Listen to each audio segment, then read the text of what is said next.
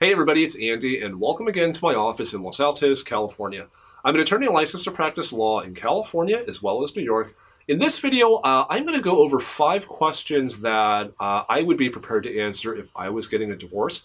So if you are trying to get a divorce, if you're looking to hire a divorce attorney, these would be 5 questions I would say the lawyers that you're interviewing, for example, would want to ask you. So if you're talking to a bunch of divorce attorneys, for example, trying to decide which one to hire, if you have the answer to these 5 questions, hopefully, it'll make the hiring process easier. You'll stand out as a client who is, more prepared, for example.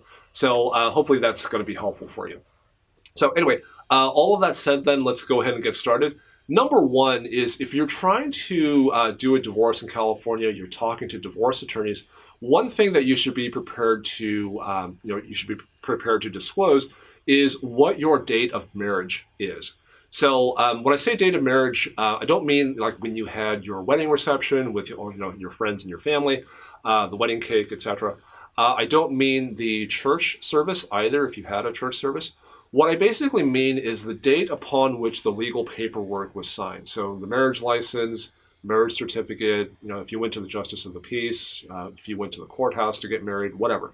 So whatever date the legal part, I guess, of the marriage happened, not the celebratory part with the church, the wedding reception, not that part, the legal part where all the paperwork was signed. The date of marriage basically is going to be those dates where the paperwork was signed. So that's number one, the date of marriage. You should be prepared to disclose that. You should know it.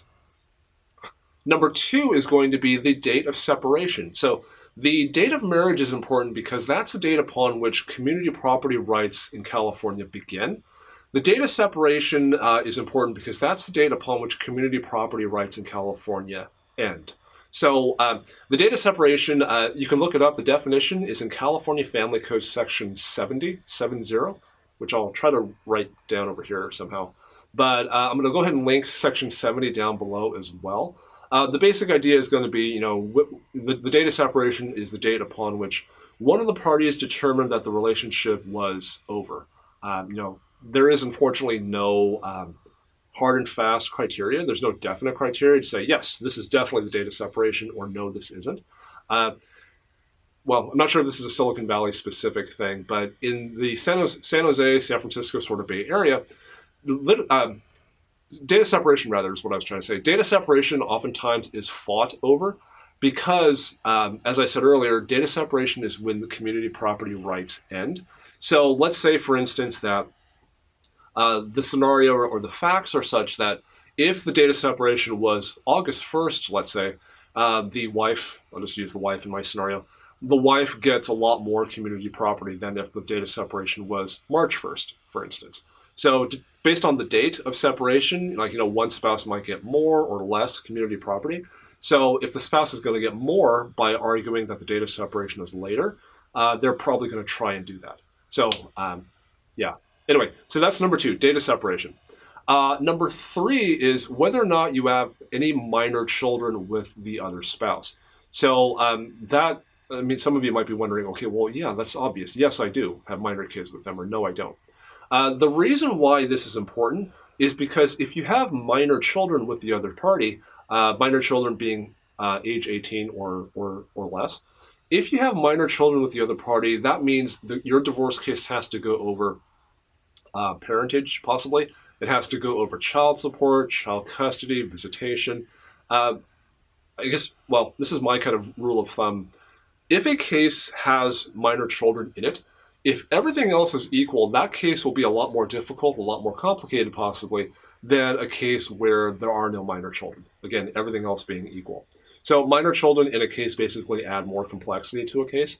A divorce lawyer probably is going to want to know that in order to kind of evaluate your case completely. So that's number 3. Do you have any minor kids with the other party? Number 4, I would say, is a combination of work, like your work experience and education. So, for instance, if you have been a housewife for the last 25 years, I think your divorce lawyer is going to want to know that because that will be relevant to alimony, let's say, spousal support. If you have worked constantly, like, if you've been employed steadily for the last 30 years and you're the VP of a company or you are the founder of this company and you have all this stock and you have all this wealth, your lawyer is going to want to know that also, because again, it's relevant for stuff like spousal support. Kind of on the education front, if you have a PhD, for example, in physics and you've been employed for years and years, in terms of alimony, like you're not going to need help to go back to school to learn new skills. Based on your educational background, you should hopefully be able to support yourself. On the flip side, let's say that you basically have been a housewife. I'll pick on housewives for a moment. Let's say that you've been a housewife for the last 25 years and you became a housewife because you dropped out of high school when you were 15, and you got married when you were 16, and that's basically the last time you went to school. So if you have, like, if that's what happened to you, and now that you're, say, 45, 50 years old, you have to go back to school and relearn, social studies, algebra, that kind of thing. That's going to be relevant for spousal support also, let's say. So your work history and your education history, that's going to be number 4 on my list. And so that's going to be something that if I was interviewing a prospective client, that's what I would want to know. The last part, number 5, the last question, number 5, it's going to be, like, it's not a simple yes, no sort of question, but it's going to be something hopefully that the prospective client would be willing to, or would be able to kind of describe in general. Because California is a community property state, that basically means that there, like in any divorce, there's going to be some amount of assets, debts as well, assets and debts, that have to get divided. So in order to divide it, however, the divorce lawyers have to go and determine what has to get divided. Like in order to divide, you have to know what you're dividing. If you do, like, if the prospective client rather, if the prospective client has no clue at all about any assets that they and their spouse own together, let's say that this wife, let's say, I'll pick on wives, let's say that this wife was completely clueless about the finances, the husband handled everything. If the wife cannot tell me, a rough idea of what the community's assets and debts were, that's going to make my job a lot more difficult because I have to basically start from scratch. On the other hand, if the wife can basically give me really specific info to say, oh yeah, hey, my husband has a 401k, an IRA, he owns this house in Aspen, I own a house in Hawaii, and this is where we keep all our money. These are the account numbers. And this stuff I had from before I was married. This stuff he had from before we were married. If the prospective client can give that much detail, fantastic. That makes my job easier. It makes the whole process more smooth. So those are basically the 5 questions that I have I thought of and I came up with for this video. Number 1, the date of marriage. Number 2, the date of separation. Number 3, whether or not you have any minor children with the other spouse, like with the other party in the case. Number 4, education history, your work history. And number 5, some description of the assets and debts that you and your spouse have together. If you can answer, like, those are the questions that I think you need to answer or be prepared to answer when you talk to any divorce lawyer. If you can answer these 5 questions, that's going to hopefully make you stand out, I guess, as a prospective client. Hopefully, make it so that you get a divorce lawyer sooner rather than later.